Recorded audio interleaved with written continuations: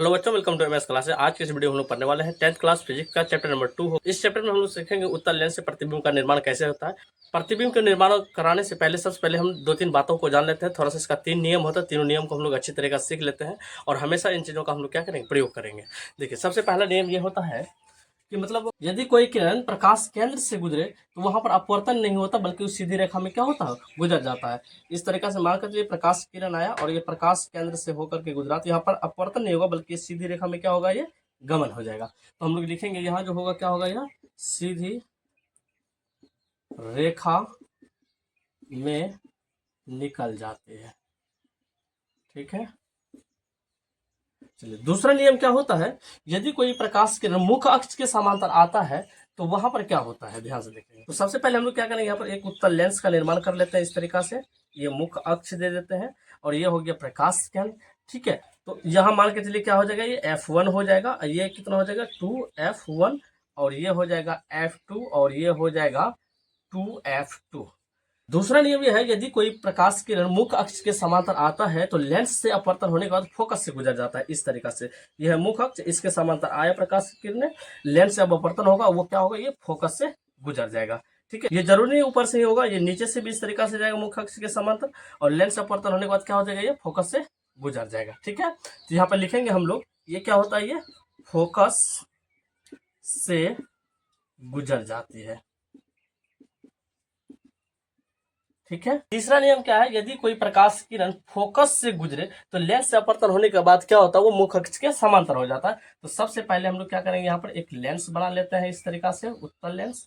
यहाँ पर इस तरीके से मुख्य अक्ष देंगे, ये हो जाएगा हमारा कितना 2F1 हो जाएगा, वो करता केंद्र है, ये क्या है, फोकस बिंदु F1 हो जाएगा, और यहाँ हो जाएगा फोकस बिंदु हो जाएगा यहाँ F2, और ये हो जाएगा 2F2। तीसरा नियम हम लोगों को ये पढ़ना है, यदि कोई प्रकाश की किरण फोकस से गुजरे तो वो मुख्य अक्ष के क्या हो जाता है, वो समांतर हो जाता है। मान के लिए फोकस है, यहाँ से हम लोग क्या करते हैं, प्रकाश की किरण को इस तरीके से गुजारते हैं, और यहाँ लेंस से क्या होगा, अपवर्तन होगा, और ये मुख्य अक्ष के क्या हो जाएगा, ये समांतर हो जाएगा। ठीक है, जरूरी नहीं नीचे से जाएगा, ये ऊपर से भी प्रकाश किरण आएगा फोकस होकर के, और ये क्या होगा, लेंस से अपवर्तन होगा, ये इस तरीका से होगा, और ये क्या हो जाएगा, मुख्य अक्ष के समांतर हो जाएगा। ठीक है, और यही तीनों नियम का हम लोग पालन करेंगे। यहाँ पे लिखेंगे, ये क्या हो जाएगा, मुख्य अक्ष के समांतर हो जाएगा।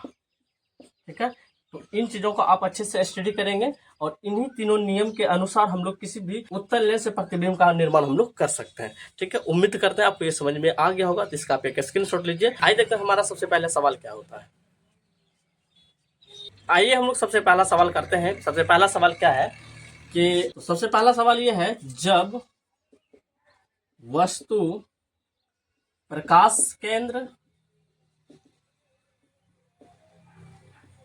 तथा F2 के बीच स्थित हो तो इसका प्रतिबिंब कैसे बनेगा। तो ध्यान देखिए, यहाँ सबसे पहले हम लोग क्या करेंगे, यहाँ पर उत्तल लेंस बना लेते हैं इस तरीका से,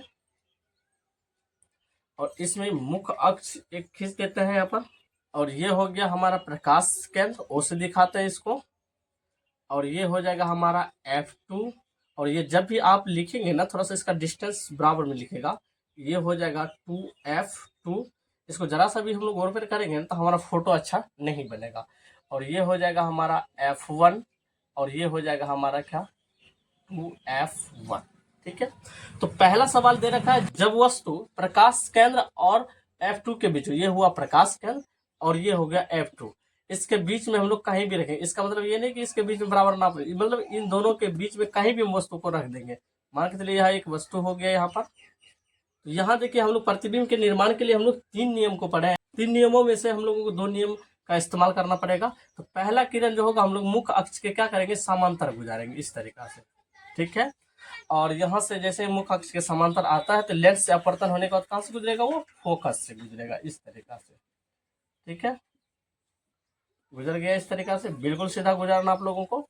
दूसरा नियम क्या करेंगे हम लोग, ये प्रकाश केंद्र से गुजारेंगे, प्रकाश केंद्र इस तरीका से।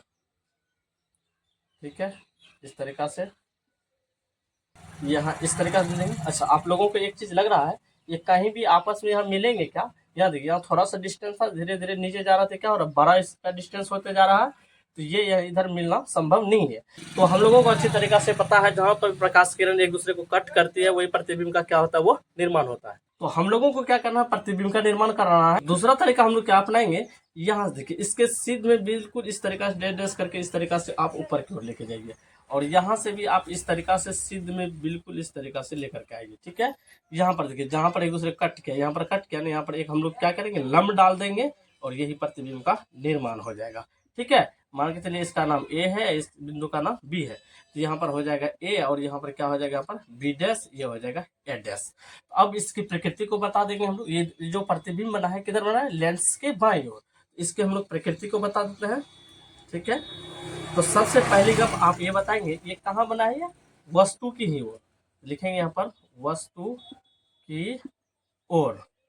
और ध्यान देगा तो ये कैसा होगा, ये काल्पनिक होगा। क्या होगा, ये काल्पनिक। ठीक है, दूसरा ये बताइए क्या हुआ, ये उल्टा है या सीधा, तो ऊपर जब भी ये काल्पनिक बनता है ना तो ये क्या हो जाएगा, सीधा। ठीक है, यहाँ देखिए ये फेस देखिए, ए का ऊपर वाला फेस ऊपर है, बी का ये फेस क्या नीचे है। यहाँ भी देखिए ए का ऊपर वाला फेस ऊपर है, ये बी का फेस क्या है, ये नीचे है। और तीसरी बात को ये बताना है, ये वस्तु से बड़ा बना है छोटा बना है, देखिए वस्तु से बड़ा बना है।